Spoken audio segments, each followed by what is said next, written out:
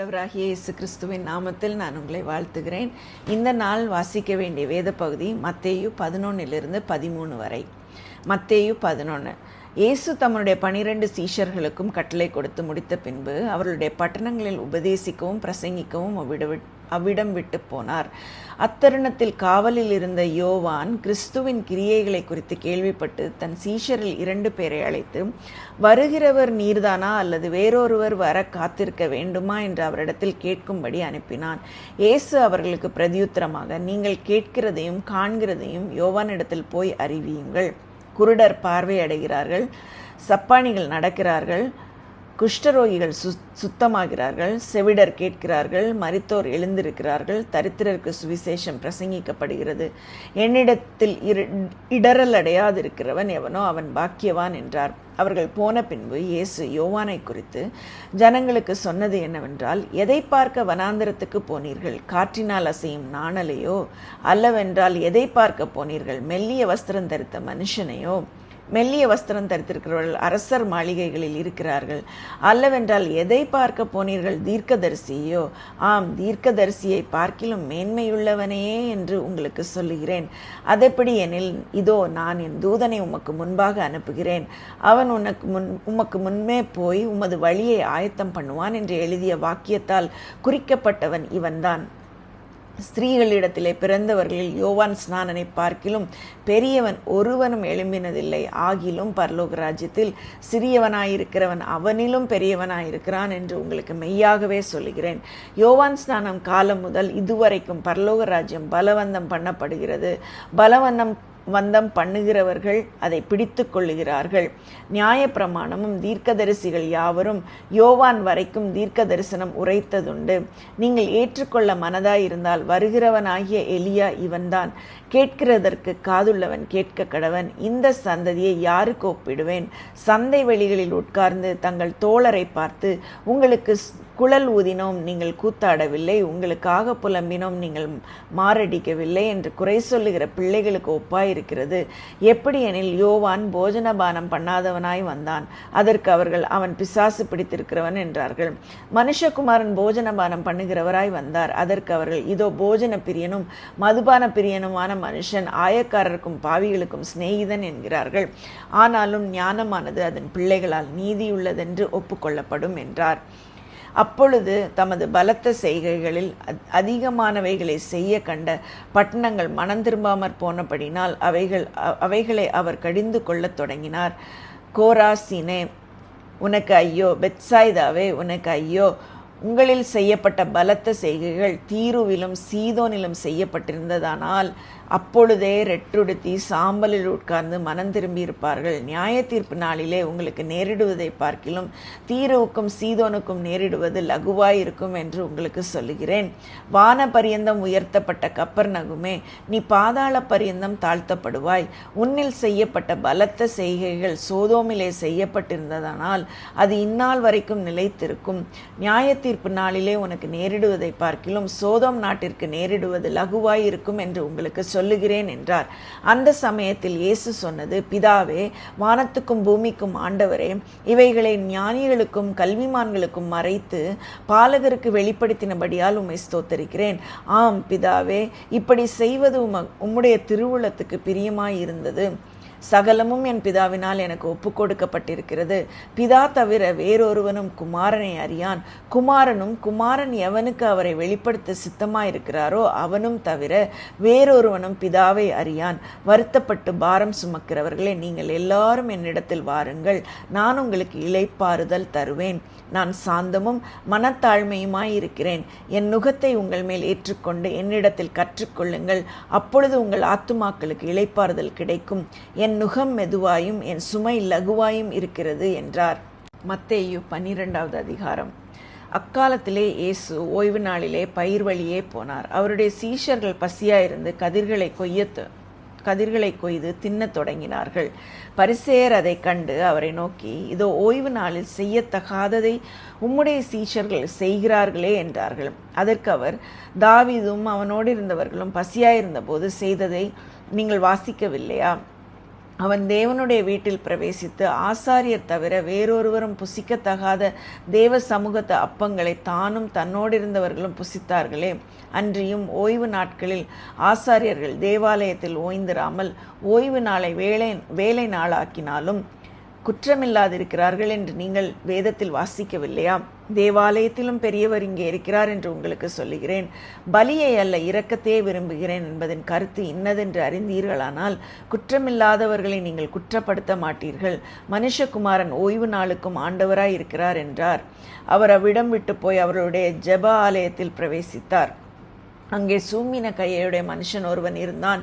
அப்பொழுது அவர் மேல் குற்றஞ்சாட்டும்படிக்கு ஓய்வு நாளில் சொஸ்தமாக்குகிறது நியாயமா என்று கேட்டார்கள். அதற்கு அவர், உங்களில் எந்த மனுஷனுக்காகிலும் ஒரு ஆடு இருந்து அது ஓய்வு நாளில் குழியிலே விழுந்தால் அதை பிடித்து தூக்கிவிட மாட்டானோ? ஆட்டை பார்க்கிலும் மனுஷனானவன் எவ்வளவு விசேஷித்திருக்கிறான். ஆதலால் ஓய்வு நாளிலே நன்மை செய்வது நியாயந்தான் என்று சொன்னார். பின்பு அந்த மனுஷனை நோக்கி, உன் கையை நீட்டு என்றார். அவன் நீட்டினான். அது மறு கையை போல் சொஸ்தமாயிற்று. அப்பொழுது பரிசேயர் வெளியே போய் அவரை கொலை செய்யும்படி அவருக்கு விரோதமாய் ஆலோசனை பண்ணினார்கள். இயேசு அதை அறிந்து அவ்விடம் விட்டு விலகி போனார். திரளான ஜனங்கள் அவருக்கு பின் சென்றார்கள். அவர்கள் எல்லாரையும் அவர் சொஸ்தமாக்கி தம்மை பிரசித்தம் பண்ணாதபடி அவர்களுக்கு கண்டிப்பாய் கட்டளையிட்டார். ஏசாயா தீர்க்கதரிசியால் உரைக்கப்பட்டது நிறைவேறும்படி இப்படி நடந்தது. அவன் உரைத்ததாவது, இதோ நான் தெரிந்து கொண்ட என்னுடைய தாசன், என் ஆத்துமாவுக்கு பிரியமாயிருக்கிற என்னுடைய நேசன், என் ஆவியை அவர் மேல் அமர பண்ணுவேன். அவர் புறஜாதியாருக்கு நியாயத்தை அறிவிப்பார். வாக்குவாதம் செய்யவும் மாட்டார், கூக்குரல் இடவும் மாட்டார். அவருடைய சத்தத்தை ஒருவனும் வீதிகளில் கேட்பதும் இல்லை.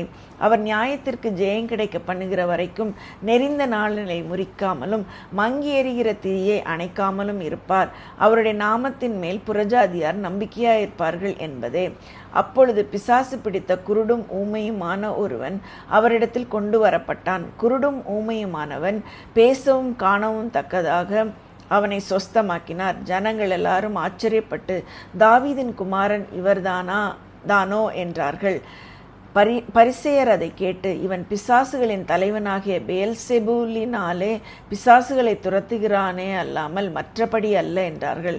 இயேசு அவர்கள் சிந்தைகளை அறிந்து அவர்களை நோக்கி, தனக்குத்தானே விரோதமாய் பிரிந்திருக்கிற எந்த ராஜ்யமும் பாழாய் போகும். தனக்குத்தானே விரோதமாய் பிரிந்திருக்கிற எந்த பட்டணமும் எந்த வீடும் நிலைத்து நிற்க மாட்டாது. சாத்தானை சாத்தான் துரத்தினால் தனக்கு விரோதமாக தானே பிரிவினை செய்கிறதாய் இருக்குமே. அப்படி செய்தால் அவன் ராஜ்யம் எப்படி நிலை நிற்கும்? நான் பெயல்செபூலினாலே பிசாசுகளை துரத்தினால் உங்கள் பிள்ளைகள் அவைகளை யாராலே துரத்துகிறார்கள்? ஆகையால் அவர்களே உங்களை நியாயம் தீர்க்கிறவர்களாய் இருப்பார்கள். நான் தேவனுடைய ஆவியினாலே பிசாசுகளை துரத்துகிறபடியால் தேவனுடைய ராஜ்யம் உங்களிடத்தில் வந்திருக்கிறதே. அன்றியும் பலவானை முந்தி கட்டினால் ஒழிய பலவானுடைய வீட்டுக்குள் ஒருவன் புகுந்து அவன் உடைமைகளை எப்படி கொள்ளையிடக்கூடும்? கட்டினானே ஆகில் அவன் வீட்டை கொள்ளையிடலாம். என்னோடே இராதவன் எனக்கு விரோதமாய் இருக்கிறான், என்னோடே சேர்க்காதவன் சிதறடிக்கிறான். ஆதலால் நான் உங்களுக்கு சொல்லுகிறேன், எந்த பாவமும் எந்த தூஷணமும் மனுஷருக்கு மன்னிக்கப்படும், ஆவியானவருக்கு விரோதமான தூஷணமோ மனுஷருக்கு மன்னிக்கப்படுவதில்லை. எவனாகிலும் மனுஷகுமாரனுக்கு விரோதமான வார்த்தை சொன்னால் அது அவனுக்கு மன்னிக்கப்படும். எவனாகிலும் பரிசுத்த ஆவிக்கு விரோதமாக பேசினால் அது இம்மையிலும் மறுமையிலும் அவனுக்கு மன்னிக்கப்படுவதில்லை. மரம் நல்லதென்றால் அதன் கனியும் நல்லதென்று சொல்லுங்கள், மரம் கெட்டதென்றால் அதன் கனியும் கெட்டதென்று சொல்லுங்கள். மரமானது அதன் கனியினால் அறியப்படும். விரியன் பாம்பு குட்டிகளே, நீங்கள் பொல்லாதவர்களாயிருக்க நலமானவைகளை எப்படி பேசுவீர்கள்? இருதயத்தின் நிறைவினால் வாய் பேசும். நல்ல மனுஷன் இருதயமாகிய நல்ல பொக்கிஷத்திலிருந்து நல்லவைகளை எடுத்து காட்டுகிறான். பொல்லாத மனுஷன் பொல்லாத பொக்கிஷத்திலிருந்து பொல்லாதவைகளை எடுத்து காட்டுகிறான். மனுஷர் பேசும் வீணான வார்த்தைகள் யாவையும் குறித்து நியாய தீர்ப்பு நாளிலே கணக்கு கொப்புவிக்க வேண்டும் என்று உங்களுக்கு சொல்லுகிறேன். ஏனெனில் என் வார்த்தைகளினாலே நீதிமான் என்று தீர்க்கப்படுவாய், அல்லது உன் வார்த்தைகளினாலே குற்றவாளி என்று தீர்க்கப்படுவாய் என்றார். அப்பொழுது வேதபாரகரிலும் பரிசேயரிலும் சிலர் அவரை நோக்கி, போதகரே, உம்மால் ஒரு அடையாளத்தை காண விரும்புகிறோம் என்றார்கள். அவர்களுக்கு அவர் பிரதியுத்தரமாக, இந்த பொல்லாத விபச்சார சந்ததியார் அடையாளத்தை தேடுகிறார்கள், ஆனாலும் யோனா தீர்க்கதரிசியின் அடையாளமே அன்றி வேறே அடையாளம் இவர்களுக்கு கொடுக்கப்படுவதில்லை. யோனா இரவும் பகலும் 3 நாள் ஒரு பெரிய மீனின் வயிற்றில் இருந்தது போல மனுஷகுமாரனும் இரவும் பகலும் 3 நாள் பூமியின் இருதயத்தில் இருப்பார். யோனாவின் பிரசங்கத்தை கேட்டு நினிவே பட்டணத்தார் மனம் திரும்பினார்கள். இதோ, யோனாவிலும் பெரியவர் இங்கே இருக்கிறார். ஆதலால் நியாய தீர்ப்பு நாளிலே நினிவே பட்டணத்தார் இந்த சந்ததியாரோடு எழுந்து நின்று இவர்கள் மேல் குற்றம் சுமத்துவார்கள். தென் தேசத்து ராஜஸ்திரீ பூமியின் எல்லைகளிலிருந்து சாலமோனுடைய ஞானத்தை கேட்க வந்தாள். இதோ, சாலமோனிலும் பெரியவர் இங்கே இருக்கிறார். ஆதலால் நியாய தீர்ப்பு நாளிலே அந்த ராஜஸ்திரீ இந்த சந்ததியாரோடு எழுந்து நின்று இவர்கள் மேல் குற்றம் சுமத்துவாள். அசுத்த ஆவி ஒரு மனுஷனை விட்டு புறப்படும் போது வறண்ட இடங்களில் அலைந்து இளைப்பாறுதல் தேடியும் கண்டடையாமல், நான் விட்டு வந்த என் வீட்டுக்கு திரும்பி போவேன் என்று சொல்லி அங்கே வந்து அந்த வீடு வெறுமையும் பெருக்கி ஜோடிக்கப்பட்டதாகவும் இருக்க கண்டு திரும்பி போய் தன்னிலும் பொல்லாத வேறு 7 ஆவிகளை தன்னோடே கூட்டிக் கொண்டு வந்து உட்புகுந்து அங்கே குடியிருக்கும். அப்பொழுது அந்த மனுஷனுடைய முன்னிலைமையிலும் அவன் பின்னிலைமை அதிக கேடுள்ளதாய் இருக்கும். அப்படியே இந்த பொல்லாத சந்ததியாருக்கு சம்பவிக்கும் என்றார். இப்படி அவர் ஜனங்களோட பேசுகையில் அவருடைய தாயாரும் சகோதரனும் அவரிடத்தில் பேச வேண்டும் என்று வெளியே நின்றார்கள். அப்பொழுது ஒருவன் அவரை நோக்கி, உம்முடைய தாயாரும் உம்முடைய சகோதரரும் உம்மோட பேச வேண்டும் என்று வெளியே நிற்கிறார்கள் என்றான். தம்மிடத்தில் இப்படி சொன்னவனுக்கு அவர் பிரதியுத்தரமாக, என் தாயார் யார், என் சகோதரர் யார் என்று சொல்லி தம்முடைய கையை தமது சீஷருக்கு நேரே நீட்டி, இதோ என் தாயும் என் சகோதரரும் இவர்களே, பரலோகத்தில் இருக்கிற என் பிதாவின் சித்தத்தின்படி செய்கிறவன் எவனோ அவனே எனக்கு சகோதரனும் சகோதரியும் தாயுமாய் இருக்கிறான் என்றார். மத்தேயு 13வது அதிகாரம். இயேசு அன்றைய தினமே வீட்டிலிருந்து புறப்பட்டு போய் கடலோரத்திலே உட்கார்ந்தார். திரளான ஜனங்கள் அவரிடத்தில் கூடி வந்தபடியால் அவர் படவில் ஏறி உட்கார்ந்தார். ஜனங்கள் எல்லாரும் கரையிலே நின்றார்கள். அவர் அநேக விசேஷங்களை உண்மைகளாக அவர்களுக்கு சொன்னார். கேளுங்கள், விதைக்கிறவன் ஒருவன் விதைக்க புறப்பட்டான். அவன் விதைக்கையில் சில விதை வழி அருகே விழுந்தது. பறவைகள் வந்து அதை பட்சித்து போட்டது. சில விதை அதிக மண்ணில்லாத கற்பாறை இடங்களில் விழுந்தது. மண் ஆழமாய் இராததினாலே அது சீக்கிரமாய் முளைத்து வெயில் ஏறின போதோ தீந்து போய் வேறில்லாமையால் உலர்ந்து போயிற்று. சில விதை முள்ளுள்ள இடங்களில் விழுந்தது. முள் வளர்ந்து அதை நெருக்கி போட்டது. சில விதையோ நல்ல நிலத்தில் விழுந்து சிலது 100ஆகவும் சிலது 60ஆகவும் சிலது 30ஆகவும் பலன் தந்தது. கேட்கிறதற்கு காதுள்ளவன் கேட்க கடவன் என்றார். அப்பொழுது சீஷர்கள் அவரிடத்தில் வந்து, ஏன் அவர்களுடைய உவமைகளாக பேசுகிறீர் என்று கேட்டார்கள். அவர்களுக்கு அவர் பிரதியுத்தரமாக, பரலோக ராஜ்யத்தின் ரகசியங்களை அறியும்படி உங்களுக்கு அருளப்பட்டது, அவர்களுக்கோ அருளப்படவில்லை. உள்ளவன் எவனோ அவனுக்கு கொடுக்கப்படும், பரிபூரணமும் அடைவான். இல்லாதவன் எவனோ அவனிடத்தில் உள்ளதும் எடுத்துக்கொள்ளப்படும். அவர்கள் கண்டும் காணாதவர்களாயும் கேட்டும் கேளாதவர்களாயும் உணர்ந்து கொள்ளாதவர்களாயும் இருக்கிறபடியால் நான் உவமைகளோட அவர்களோட பேசுகிறேன். ஏசாயாவின் தீர்க்க தரிசனம் அவர்களிடத்தில் நிறைவேறுகிறது. அதாவது, காதார கேட்டும் இருப்பீர்கள், கண்ணார கண்டும் அறியாதிருப்பீர்கள். இந்த ஜனங்கள் கண்களினால் காணாமலும் காதுகளினால் கேளாமலும் இருதயத்தினால் உணர்ந்து மனம் திரும்பாமலும் நான் அவர்களை ஆரோக்கியமாக்காமலும் இருக்கும்படியாக அவர்கள் இருதயம் கொளுத்திருக்கிறது, காதால் மந்தமாய் கேட்டு தங்கள் கண்களை மூடிக்கொண்டார்கள் என்பதே. உங்கள் கண்கள் காண்கிறதுனாலும் உங்கள் காதுகள் கேட்கிறதுனாலும் அவைகள் பாக்கியமுள்ளவைகள். அநேக தீர்க்கதரிசிகளும் நீதிமான்களும் நீங்கள் காண்கிறவைகளை காணவும் நீங்கள் கேட்கிறவைகளை கேட்கவும் விரும்பியும் காணாமலும் கேளாமலும் போனார்கள் என்று மெய்யாகவே உங்களுக்கு சொல்லுகிறேன். ஆகையால் விதைக்கிறவனை பற்றிய உவமையை கேளுங்கள். ஒருவன் ராஜ்யத்தின் வசனத்தை கேட்டு உணராதிருக்கும் போது பொல்லாங்கன் வந்து அவன் இருதயத்தில் விதைக்கப்பட்டதை பறித்து கொள்ளுகிறான். அவன் வழி அருகே விதைக்கப்பட்டவன். கற்பாறை இடங்களில் விதைக்கப்பட்டவன் வசனத்தை கேட்டு உடனே அதை சந்தோஷத்தோடு ஏற்றுக்கொள்கிறவன். ஆகிலும் தனக்குள்ளே வேறில்லாதவனாய் கொஞ்ச காலம் மாத்திரம் நிலைத்திருப்பான். வசனத்தின் நிமித்தம் உபத்திரவமும் துன்பமும் உண்டான உடனே இடரல் அடைவான். முள்ளுள்ள இடங்களில் விதைக்கப்பட்டவன் வசனத்தை கேட்கிறவனாயிருந்து உலக கவலையும் ஐஸ்வர்யத்தின் மயக்கமும் வசனத்தை நெருக்கி போடுகிறதினால் அவனும் பலனற்று போவான். நல்ல நிலத்திலே விதைக்கப்பட்டவனோ வசனத்தை கேட்கிறவனும் உணர்கிறவனுமாயிருந்து 100ஆகவும் 60ஆகவும் 30ஆகவும் பலன் தருவான் என்றார். வேறொரு உவமையை அவர்களுக்கு சொன்னார். பரலோக ராஜ்யம் தன் நிலத்தில் நல்ல விதையை விதைத்த மனுஷனுக்கு ஒப்பாயிருக்கிறது.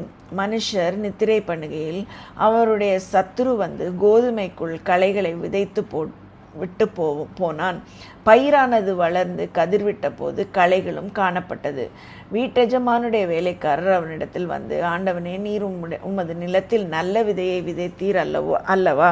பின்னை அதில் களைகள் எப்படி உண்டானது என்றார்கள். அதற்கு அவன், சத்துரு அதை செய்தான் என்றான். அப்பொழுது வேலைக்காரர், நாங்கள் போய் அவைகளை பிடுங்கி போட உமக்கு சித்தமா என்று கேட்டார்கள். அதற்கு அவன், வேண்டாம், களைகளை பிடுங்கும்போது நீங்கள் கோதுமையையும் கூட வேரோடே பிடுங்காதபடிக்கு 2ஐயும் அறுப்பு மட்டும் வளர விடுங்கள்.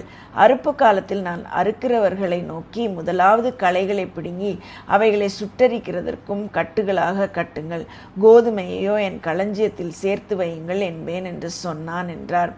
வேறொரு உவமையை அவர்களுக்கு சொன்னார். பரலோக ராஜ்யம் கடுகு விதைக்கு ஒப்பாயிருக்கிறது. அதை ஒரு மனுஷன் எடுத்து தன் நிலத்திலே விதைத்தான். அது சகல விதைகளிலும் சிறியதாயிருந்தும் வளரும் போதும் சகல பூண்டுகளிலும் பெரியதாகி ஆகாயத்து பறவைகள் அதன் கிளைகளில் வந்து அடையத்தக்க மரமாகும் என்றார். வேறொரு உவமையை அவர்களுக்கு சொன்னார். பரலோக ராஜ்யம் புளித்த மாவுக்கு ஒப்பாயிருக்கிறது. அதை ஒரு ஸ்திரீ எடுத்து முழுவதும் புளிக்கும் வரைக்கும் 3 படி மாவிலே அடக்கி வைத்தாள் என்றார். இவைகளை எல்லாம் இயேசு ஜனங்களோட உவமைகளாக பேசினார். உவமைகளினாலே அன்றி அவர்களோட பேசவில்லை. என் வாயை உவமைகளினால் திறப்பேன், உலகத் தோற்றம் முதல் மறைபொருளானவைகளை வெளிப்படுத்துவேன் என்று தீர்க்கதரிசியால் உரைக்கப்பட்டது நிறைவேறும்படி இப்படி நடந்தது. அப்பொழுது இயேசு ஜனங்களை அனுப்பிவிட்டு வீட்டுக்கு போனார். அவருடைய சீஷர்கள் அவரிடத்தில் வந்து, நிலத்தின் களைகளை பற்றிய உவமையை எங்களுக்கு வெளிப்படுத்த வேண்டும் என்று கேட்டார்கள். அவர் பிரதியுத்தரமாக, நல்ல விதையை விதைக்கிறவன் மனுஷகுமாரன், நிலம் உலகம், நல்ல விதை ராஜ்யத்தின் புத்திரர், களைகள் பொல்லாங்கினுடைய புத்திரர். அவைகளை விதைக்கிற சத்துரு பிசாசு. அறுப்பு உலகத்தின் முடிவு, அறுக்கிறவர்கள் தேவதூதர்கள். ஆதலால் களைகளை சேர்த்து அக்கினியால் சுட்டரிக்கிறது போல் இவ்வுலகத்தின் முடிவிலே நடக்கும். மனுஷகுமாரன் தம்முடைய தூதர்களை அனுப்புவார். அவர்கள் அவருடைய ராஜ்யத்தில் இருக்கிற சகல இடரல்களையும் அக்கிரமம் செய்கிறவர்களையும் சேர்த்து அவர்களை அக்கினி சூளையிலே போடுவார்கள். அங்கே அழுகையும் பற்கடிப்பும் உண்டாயிருக்கும். அப்பொழுது நீதிமான்கள் தங்கள் பிதாவின் ராஜ்யத்திலே சூரியனைப் போல பிரகாசி கேட்கிறதற்கு காதுள்ளவன் கேட்க கடவன். அன்றியும் பரலோக ராஜ்யம் நிலத்தில் புதைத்திருக்கிற பொக்கிஷத்துக்கு ஒப்பாயிருக்கிறது. அதை ஒரு மனுஷன் கண்டு மறைத்து அதை பற்றிய சந்தோஷத்தினாலே போய் தனக்கு உண்டான எல்லாவற்றையும் விற்று அந்த நிலத்தை கொள்ளுகிறான். மேலும் பரலோக ராஜ்யம் நல்ல முத்துக்களை தேடுகிற வியாபாரிக்கு ஒப்பாயிருக்கிறது. அவன் விலையுயர்ந்த ஒரு முத்தை கண்டு போய் தனக்குண்டான எல்லாவற்றையும் விற்று அதை கொள்ளுகிறான். அன்றியும் பரலோக ராஜ்யம் கடலிலே போடப்பட்டு சகல விதமான மீன்களையும் சேர்த்து வாரிக்கொள்ளும் வலைக்கு ஒப்பாயிருக்கிறது. அது நிறைந்த போது அதை கரையிலே இழுத்து உட்கார்ந்து நல்லவைகளை கூடைகளில் சேர்த்து ஆகாதவைகளை எரிந்து போடுவார்கள். இப்படியே உலகத்தின் முடிவிலே நடக்கும். தேவதூதர்கள் புறப்பட்டு நீதிமான்களின் நடுவில் இருந்து பொல்லாதவர்களை பிரித்து அவர்களை அக்கினி சூளையிலே போடுவார்கள். அங்கே அழுகையும் பற்கடிப்பும் உண்டாயிருக்கும் என்றார். பின்பு இயேசு அவர்களை நோக்கி, இவைகளையெல்லாம் அறிந்து கொண்டீர்களா என்று கேட்டார். அதற்கு அவர்கள், ஆம், அறிந்து கொண்டோம் ஆண்டவரே என்றார்கள். அப்பொழுது அவர் அவர்களை நோக்கி, இப்படி இருக்கிறபடியால் பரலோக ராஜ்யத்துக்கு அடுத்தவைகளில் உபதேசிக்கப்பட்டு தேறின வேத பாரகன் எவனும் தன் பொக்கிஷத்திலிருந்து புதியவைகளையும் பழையவைகளையும் எடுத்து கொடுக்கிற வீட்டெஜமானாகிய மனுஷனுக்கு ஒப்பாயிருக்கிறான் என்றார். இயேசு இந்த உவமைகளை சொல்லி முடித்த பின்பு அவ்விடம் விட்டு தாம் வளர்ந்த ஊரிலே வந்து அவர்களுடைய ஜெப ஆலயத்திலே அவர்களுக்கு உபதேசம் பண்ணினார். அவர்கள் ஆச்சரியப்பட்டு, இவனுக்கு இந்த ஞானம் பலத்த செய்கைகளும் எப்படி வந்தது? இவன் தச்சனுடைய குமாரன் அல்லவா? இவன் தாய் மரியாள் என்பவள் அல்லவா? யாக்கோபு, யோசே, சீமோன், யூதா என்பவர்கள் இவனுக்கு சகோதரர் அல்லவா? இவன் சகோதரிகள் எல்லாரும் நம்மிடத்தில் இருக்கிறார்கள் அல்லவா? இப்படி இருக்க இதெல்லாம் இவனுக்கு எப்படி வந்தது என்று சொல்லி அவரை குறித்து இடரல் அடைந்தார்கள். இயேசு அவர்களை நோக்கி, தீர்க்கதரிசி ஒருவன் தன் ஊரிலும் தன் வீட்டிலுமே அன்றி வேறெங்கும் கனவீனம் அடையான் என்றார். அவர்களுடைய அவிசுவாசத்தின் நிமித்தம் அவர் அங்கே அநேக அற்புதங்களை செய்யவில்லை. இந்த நாள் நாம் வாசிக்க வேண்டிய வேத பகுதி வாசித்து முடித்து விட்டோம். ஆண்டவருக்கே மகிமை உண்டாவதாக. ஆமேன்.